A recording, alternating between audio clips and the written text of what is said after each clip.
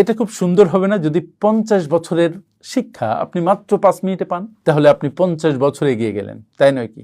আমি আমার এই দীর্ঘ জীবনে যতটুকু শিখেছি, যতটুকু অভিজ্ঞতা অর্জন করেছি, তা মাত্র 5 মিনিটে আপনাদের সাথে শেয়ার করতে চাই। প্রতিটি পয়েন্ট যদি আপনি মনোযোগ সহকারে শোনেন এবং নিজের জীবনে বাস্তবায়ন করেন, কাজে লাগান, তাহলে আপনি 50 বছর এগিয়ে যাবেন। মাত্র 5টি শিক্ষা, খুব বেশি নয়, কমও নয়। কি সেই মহামূল্যবান 5টি শিক্ষা যেটা 50 বছর লেগেছে আমার শিখতে?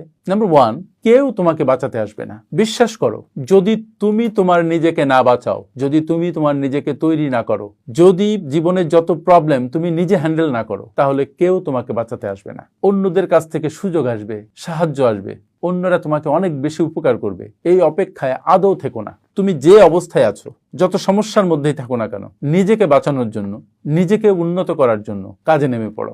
নিজের জীবনের দায়িত্ব নিজেকেই নিতে হবে। তুমি নিজেই নিজের অনুপ্রেরণা এবং পথ প্রদর্শক হয়ে যাও। ট্রাই। নাম্বার 2, তাড়াতাড়ি ব্যর্থ হও, ভালোভাবে ব্যর্থ হও। ব্যর্থতা সাংঘাতিক একটা শিক্ষা জীবনে। ব্যর্থতা দেখে যারা মুষড়ে পড়ে, যারা পিছিয়ে যায়, তারা কাপুরুষ।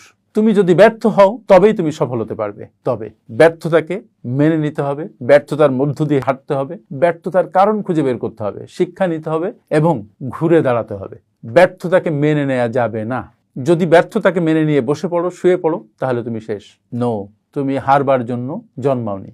সুতরাং ব্যর্থতাকে এমব্রেস করে বীর দর্পে সামনে এগিয়ে যাও। যতক্ষণ না জয় পাও, লেগে থাকো। মনে রেখো, যারা জীবনে অনেক বড় সফল হয়েছে, তারা অসংখ্যবার ব্যর্থ হয়েছে এবং ব্যর্থতাকে জয় করে সামনে এগিয়ে গেছে। 3 নম্বর শিক্ষা, সুখ বাইরের কিছু নয়, ভিতরের বিষয়। অনেক টাকা পয়সা, বাড়ি গাড়ি, সুন্দর নারী, সুন্দর পুরুষ, যাই বলো না কেন, কেউ তোমার সুখ এনে দিতে পারবে না যতক্ষণ না তুমি মনের ভিতরে সুখের বাগান তৈরি করতে না পারবে, যতক্ষণ না তুমি নিজে সুখী হতে না পারবে। অন্য মানুষেরা সুখের অ্যাপারেটাস, সুখের অনুষঙ্গ হতে পারে, কিন্তু সুখী তোমাকে হতে হবে।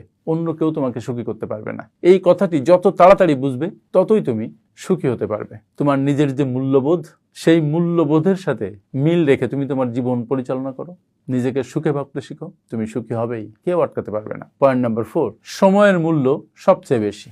আমরা হয়তো জানি না যে সময়ের অপর নাম জীবন। প্রতিটি মুহূর্ত, প্রতিটি ঘন্টা চলে যাচ্ছে, তোমার জীবন থেকে সবচেয়ে মূল্যবান জিনিসটা চলে যাচ্ছে, যেটা তুমি কখনো কোনো কিছুর বিনিময়ে আর ফিরিয়ে আনতে পারবে না। সময়ের নামই জীবন। তাই এখন থেকে একটা সেকেন্ড অপব্যয় করো না। তুমি তোমার জীবন গঠনে, তোমার পরিবারের সমৃদ্ধির জন্য, তোমার সোসাইটির জন্য, তোমার দেশের জন্য প্রতিটি মুহূর্ত কাজ করে যাও। জীবন এত ছোট যে সময় নষ্ট করার মতো লাক্সারি তোমার নেই, কিন্তু আমরা বুঝে না বুঝে প্রতি মুহূর্তে যেটা নষ্ট করি, সেটা হচ্ছে মহামূল্যবান সময়। তুমি টাকা গেলে টাকা পাবে, মানুষ চলে গেলে সেই মানুষ হয়তো তুমি তোমার কাছে